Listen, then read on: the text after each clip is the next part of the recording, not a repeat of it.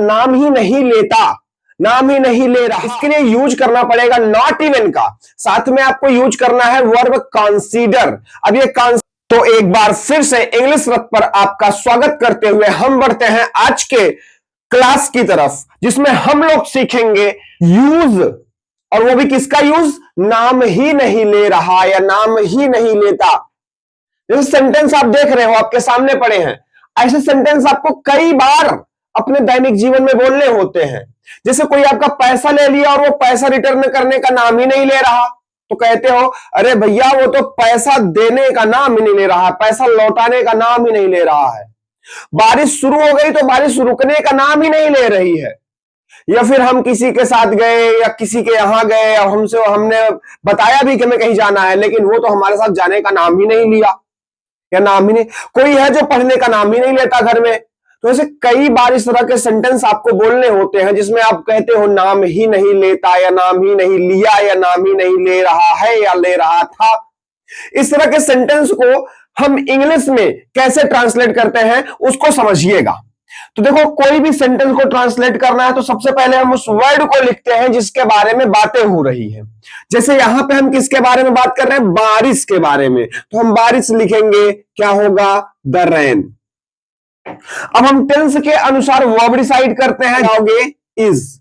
अब negative sentence है ना, और निगेटिव होने की वजह से क्या यूज करोगे, not.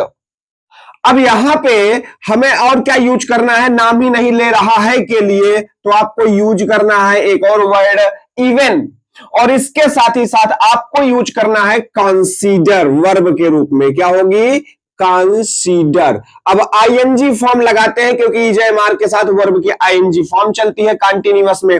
The rain is not even considering. अब क्या करने का, नाम नहीं ले रहे, क्या करने का, यहां पे क्या बचा है, रुकने का। तो रुकने का मतलब क्या हो जाएगा, कंसीडर के बाद या तो आप टू स्टॉप लिखो, और या तो फिर क्या लिख दोगे, स्टॉपिंग। अब जैसे वह तो मेरे साथ आने का नाम ही नहीं लिया, पास्ट इंडेफिनिट है, क्या बोलोगे, कौन, वह, ही। पास्ट इंडेफिनिट में आपको किसका यूज करना पड़ेगा, डिड। निगेटिव है ना, इसलिए तो निगेटिव रहबे ही करेगा, तो आप ये समझ लो कि यूज ही है, नॉट इवन। किसका, नॉट इवन। अब नाम ही का मतलब क्या हो जाएगा, कंसीडर। अब यहां पे डिड के साथ वर्ब की फर्स्ट फॉर्म चलती है, इसलिए क्या करोगे, नॉट इवन कंसीडर लिखोगे। अब क्या करने का, तो मेरे साथ आने का, आने का मतलब क्या बोलोगे, coming with me. He did not even consider coming with me. फिर से समझो, मेहमान तो जाने का नाम ही नहीं ले रहे, पूरा नहीं समझोगे तो समझ में नहीं आएगा, पूरा वीडियो देखा करो। मेहमान तो जाने का नाम ही नहीं ले रहे हैं, क्या बोलोगे, द गेस्ट्स। अब कंटिन्यूअस है ना, क्या बोलोगे, आर। अब क्या यूज है, not even considering, not even considering. अब क्या करने का, जाने का, यानी कि क्या बोल दोगे, going. The guests are not even considering going या लिविंग, गोइंग या लिविंग। मेरा बेटा तो पढ़ने का नाम ही नहीं लेता है, प्रेजेंट इंडेफिनिट है, कौन, मेरा बेटा, यानी माय सन। अब उसके बाद प्रेजेंट इंडेफिनिट है, तो आपको पता है भैया सन हमारा यहां पे एक ही है, तो इसलिए हम डस का यूज करेंगे। निगेटिव है क्योंकि नाम नहीं ले रहा है, बोलेंगे not even consider, not even consider. क्या करने का, पढ़ने का, पढ़ने का मतलब क्या हो जाएगा, reading. My son does not even consider reading. वो तो पैसा लौटाने का नाम ही नहीं ले रहा था।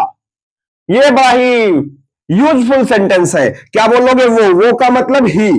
अब पास्ट की बात है, क्या बोलोगे, वाज। अब यूज है अपना किसका, नॉट इवन। अब पास्ट कंटिन्यूअस है, इसलिए क्या यूज कर लोगे, कंसिडरिंग। क्या करने का, लौटाने का, यानी कि पे करने का या रिटर्न करने का या रीपे करने का। He was not even considering returning the money. क्या बोलोगे, रिटर्निंग द मनी, या फिर मेरा पैसा, तो क्या बोलोगे, माय मनी।